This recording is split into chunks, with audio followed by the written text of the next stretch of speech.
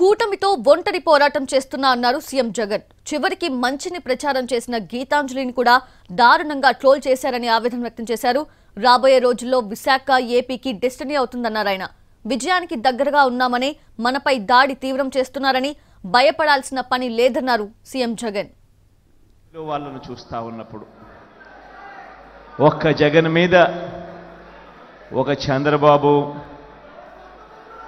ఒక దత్తపుత్రుడు, ఒక బీజేపీ, ఒక కాంగ్రెస్,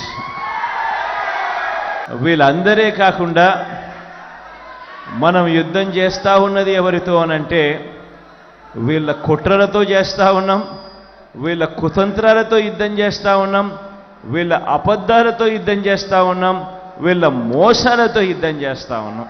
జగనన్న చేసిన మంచితో తాను కూడా బాగుపడిందని, జగనన్న వల్ల తనకు ఇల్లు వచ్చిందని, ఇంటి స్థలం వచ్చిందని, మిగిలిన పథకాలు కూడా జగనన్న వల్ల వచ్చాయని తన సంతోషాన్ని తాను సోషల్ మీడియాలో పాలు పంచుకుంటే ఏకంగా ఆ గీతాంజలి అనే నా చెల్లెల్ని ఎంత దారుణంగా ట్రోల్ చేశారో అందరం కూడా చూసాం.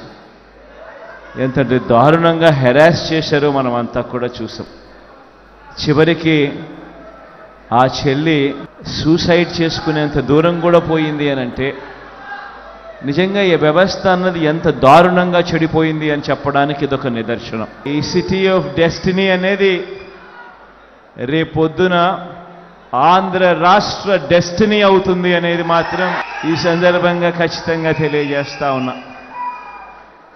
ఈ విషయం తెలియజేస్తూ ఎప్పుడైతే ఒక ముఖ్యమంత్రి వచ్చి ఈ సిటీలో కూర్చోవడం మొదలు పెడతాడో, ఎప్పుడైతే ముఖ్యమంత్రి ఈ సిటీ నుంచి పరిపాలన చేయడం మొదలు పెడతాడో అప్పుడు ఈ సిటీ అన్నది హైదరాబాద్తో పోటీ పడే పరిస్థితి, చెన్నైతో పోటీ పడే పరిస్థితి, బెంగళూరుతో పోటీ పడే పరిస్థితి, ఐటీని ఈ స్టేజ్ నుంచి ఈ స్టేజ్కి తీసుకొని పోయే పరిస్థితి కూడా ఉంటుంది.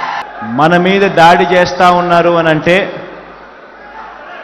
ఒక సుచిత్ర మీద కానీ, లేకపోతే ఒక గీతాంజలి మీద కానీ, లేకపోతే ఇంకొకరి మీద కానీ, లేదా సాక్షాత్తు నా మీదనే ఈ మాదిరిగా దాడి చేస్తూ ఉన్నారు అని అంటే దాని అర్థం ఏమిటి? దాని అర్థం విజయానికి మనం అంత చేరువుగా ఉన్నామని, దాని అర్థం విజయానికి వాళ్ళంత దూరంగా ఉన్నారు అని.